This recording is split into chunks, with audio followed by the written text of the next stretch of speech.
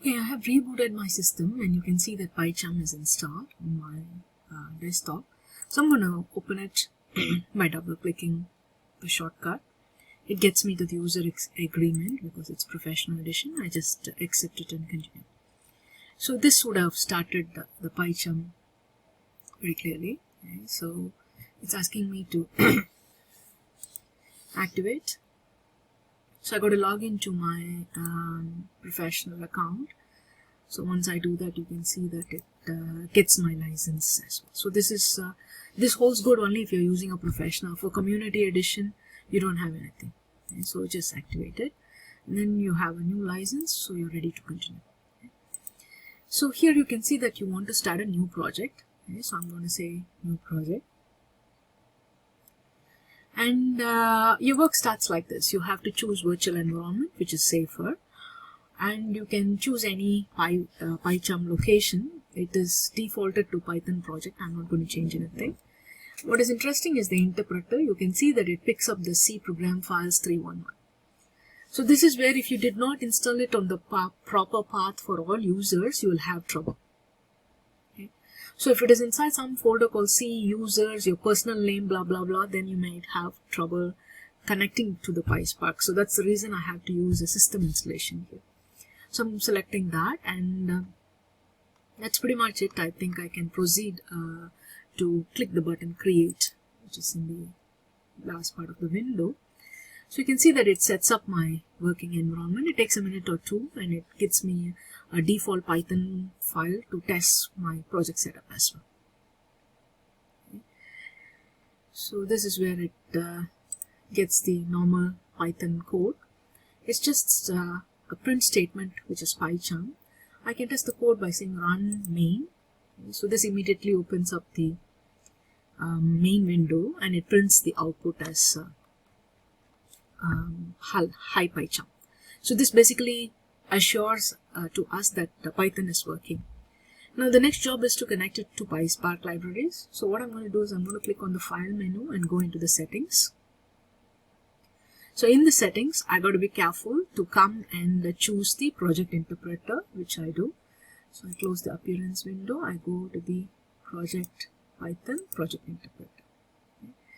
So you can see that by default, the Python interpreter setup and all these tools are already there. So I'm going to add in more libraries. So the library is a whole lot of thousands of packages. I'm going to search by PySpark. And you can see that it picks up PySpark. The version is 3.3.1, which is the one that I'm trying to use, because that's the one I downloaded. If you're very specific about some other version, just specify that, and then it picks an older version. I would like to try the latest, so I'm just going to click on install packages, and you can immediately see that it says installing. This means the package is being currently installed. So give it some time for the installation to be over. Once the installation is over, you will get a green message saying PySpark installation is successful. Okay. So once you get that, you are done with the step and you can close the window. So wait until that. Right now you can see that it is installing, and there is a small scroller that keeps telling you that there is something progressing on the plugin. So wait for that to be over. This may take a minute or two depending on how many jar files are getting downloaded. So in this case, there are some files, 2 major jar files that are getting downloaded. So it's trying to update all the things. Just give it some time to settle down.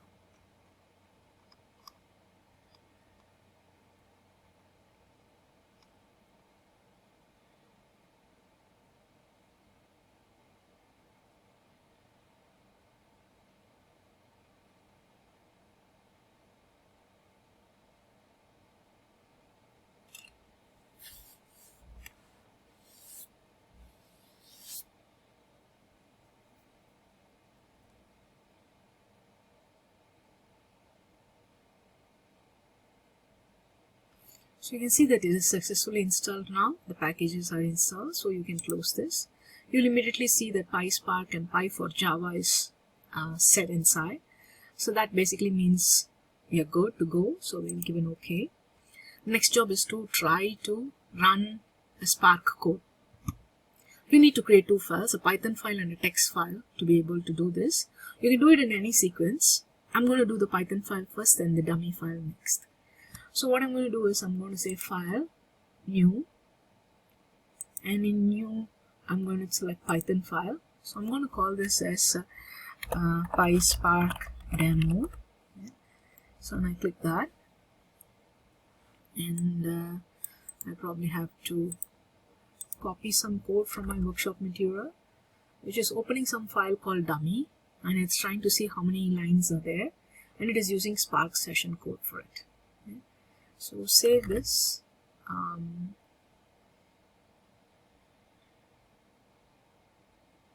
It's asking if you want to install additional folders to help you to do the debugging. You can install that if you want. It runs in the background, doesn't harm you. So this is a simple Python code. Then I got to create a text file. Okay.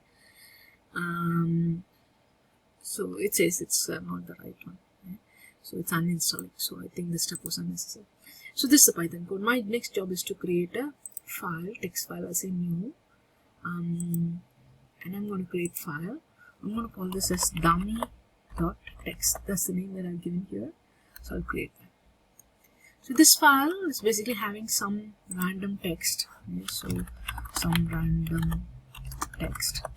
The idea is to check number of lines present in this file currently. So I just created some 3 lines and I save it. Okay. So you select the PySpark. All of them are in the same folder, as you can see, dummy, py, and main, and PySpark. This time I want to run the PySpark. So if it's normally main, I go to run and say run. But if it is a different file, I select the file, right click and say run. So if everything is working fine as expected, fingers crossed, you should be able to see the line count for the dummy file. If the WinUtils is wrong as I suspected, you may not get the answer. Okay, so give it some time. If everything goes fine, you'll get an answer. Otherwise, we may have to tweak the WinUtils file, because I'm not very confident about it. Oh, great, it works. So it's perfect. Okay. So you can see that it starts the Spark, submits the job, then counts the number of lines to be 3, and it exits. Hooray! So your environment is working, you're cool and pretty good to go for the next few workshops that's going to run Spark framework.